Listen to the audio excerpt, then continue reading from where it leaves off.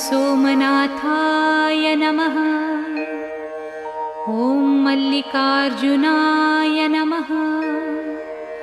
ॐ महाकालेश्वराय नमः। ॐ ओंकारेश्वराय नमः। ॐ वैद्यनाथाय नमः। ॐ भीमशंकराय नमः। ॐ रामेश्वराय नमः। ॐ नागेश्वराय नमः। ॐ विश्वेश्वराय नमः। ॐ त्र्यंबकेश्वराय नमः।